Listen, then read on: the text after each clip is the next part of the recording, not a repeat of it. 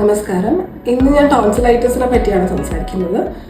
Tonsil എന്ന് വെച്ചാൽ നമ്മുടെ വായ്ക്കകത്ത് തൊണ്ടയിൽ ഇരുവശങ്ങളിലായിട്ട് ലൊക്കേറ്റ് ചെയ്തിരിക്കുന്ന ലിംഫോയിഡ് ടിഷ്യൂ ആണ്. ഇതിൻ്റെ ഇൻഫെക്ഷനെയാണ് ടോൺസിലൈറ്റിസ് എന്ന് പറയുന്നത്. ടോൺസിലിൻ്റെ ഫംഗ്ഷൻ എന്ന് വെച്ചാൽ നമ്മുടെ വായിലൂടെ അല്ലെങ്കിൽ മൂക്ക് വഴി ശ്വാസം എടുക്കുമ്പോൾ ശരീരത്തിൽ പ്രവേശിക്കുന്ന അണുക്കളെ ഡിസ്ട്രോയ് ചെയ്യുന്നതാണ് ടോൺസിലിൻ്റെ ഫംഗ്ഷൻ.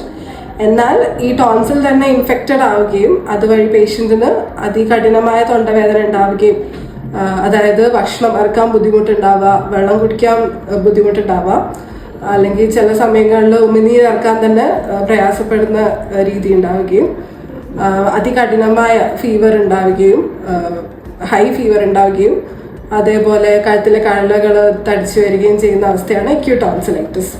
അപ്പോൾ ഈ അവസ്ഥയിൽ നമുക്ക് പേഷ്യൻ്റെ സിവിയാരിറ്റി അനുസരിച്ചിട്ട് ട്രീറ്റ് ചെയ്യാൻ പറ്റും. അതായത് ചില കേസസിൽ സിറപ്പ് അല്ലെങ്കിൽ ടാബ്ലറ്റ് രൂപത്തിലുള്ള മരുന്നുകൾ കൊടുത്ത് മാറാവുന്നതാണ്.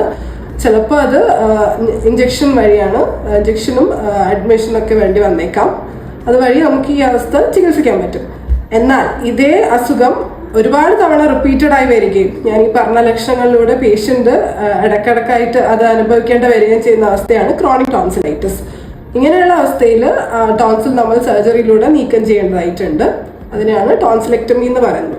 സോ നേരത്തെ ഞാൻ പറഞ്ഞിട്ടുള്ള അഡനോയിഡ് അത് കാരണമുള്ള ബുദ്ധിമുട്ടുള്ള ആളാണെങ്കിൽ അതും അഡനോയിഡ് നീക്കം ചെയ്യുന്ന സർജറി, അതായത് അഡനോയിഡെക്ടമിയും ടോൺസിലും ഒരുമിച്ച് റിമൂവ് ചെയ്യാൻ പറ്റും. അതാണ് അഡനോ ടോൺസിലെക്ടമി എന്ന് പറയുന്നത്. അതായത് അഡനോയിഡ് മാത്രമായിട്ടും ടോൺസിൽ മാത്രമായിട്ടും അല്ലെങ്കിൽ രണ്ടും ഒരുമിച്ചും സർജറിയിലൂടെ റിമൂവ് ചെയ്യാൻ പറ്റുന്നതാണ്.